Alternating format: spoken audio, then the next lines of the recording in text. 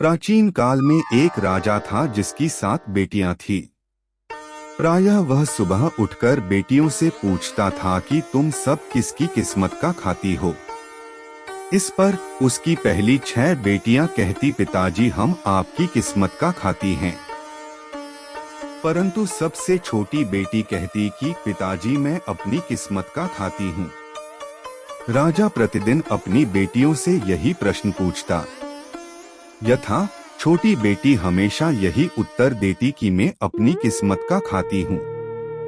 एक दिन राजा को यह सुनकर क्रोध आ गया और उसने अपने राज्य के मंत्री से कहा कि वह अपने सिपाहियों के साथ जाएं और राज्य का सबसे गरीब लड़का ढूंढ कर लाएं।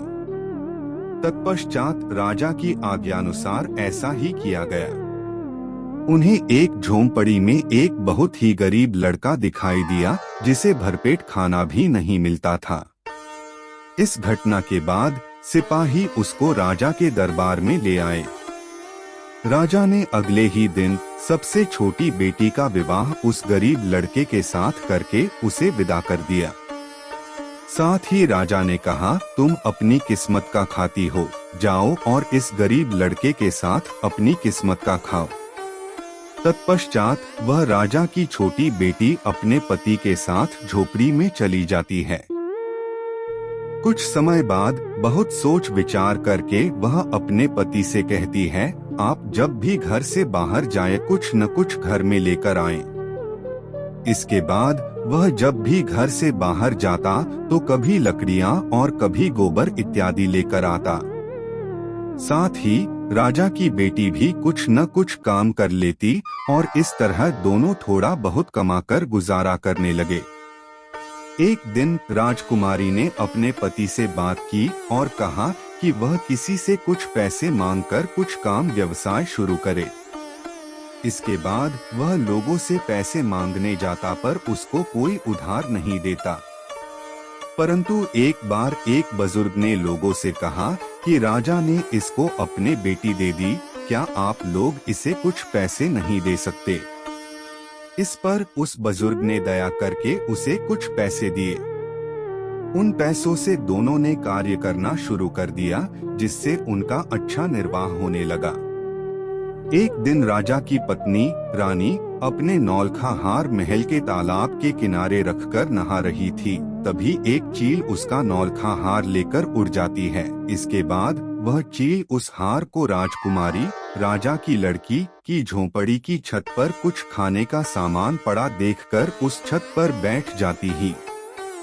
वह खाते समय नौलखा हार उस झोंपड़ी की छत पर फेंककर उड़ जाती ही। तत्पश्चात अगली सुबह राजकुमारी को छत पर कुछ चमकती वस्तु नजर आती है। इस पर वह अपने पति को उस वस्तु को लाने के लिए कहती है। जब वह हार राजकुमारी के सामने आता है तो उस हार को देखकर वह पहचान जाती है कि यह हार उसकी माँ का है। वह अपने पति से कहती है कि वह राजा के दरबार में जाए और राजा को यह हार वापस कराए। साथ ही वह कहती है कि यदि राजा कुछ मांगने को कहे तो वह राजा से कहे अभी उसे कुछ नहीं चाहिए, परंतु जब आवश्यकता होगी तो वह स्वयं मांग लेगा और राजा से किसी कागज पर लिखवा लाए। अगले दिन राजकुमारी का पति दरबार में जाकर राजा को नौलखा हार वापस करता है। इस पर राजा बहुत खुश हो जाता है और कहता है, बेटा मैं बहुत खुश हूँ, जो चाहिए मांग लो। वह कहता है, राजन मुझे अभी कुछ नहीं चाहिए, परंतु आप मुझे लिख कर दे दें कि जब आवश्यकता होगी मैं मांग लूंगा, और राजा उसको कागज पर लिख कर दे देता है।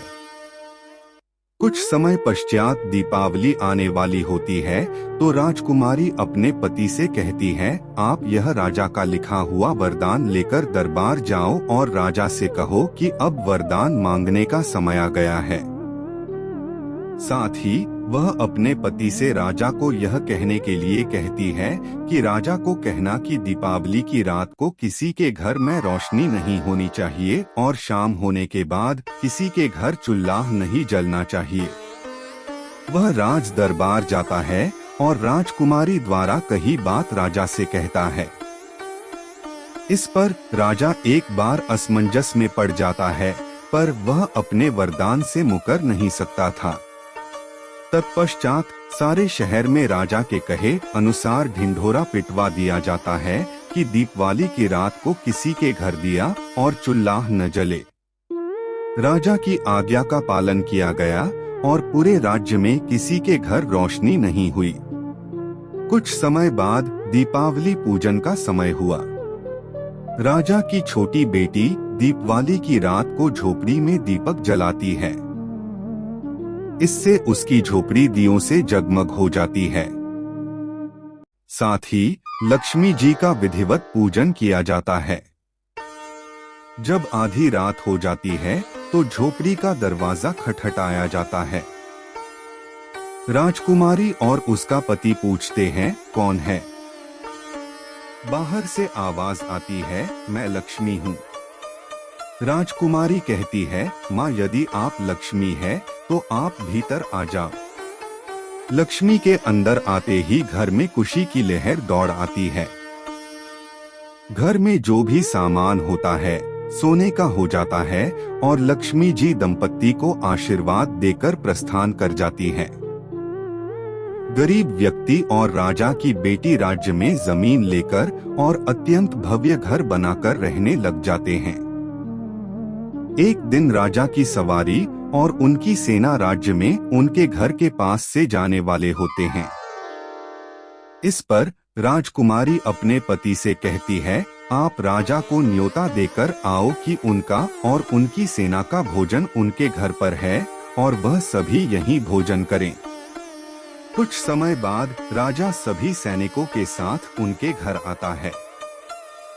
राजा और सिपाहियों को आदर सत्कार के साथ भिन्न भिन्न प्रकार के व्यंजन परोसे जाते हैं।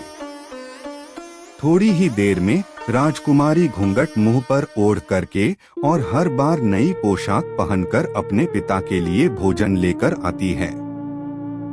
राजा से कुछ समय बाद राजा ने अपनी उत्सुकता को शांत करने के लिए उसके पति से पूछा कि यह कौन है। उसी समय राजकुमारी आती है और कहती है, पिताजी मैं इनकी पत्नी हूँ।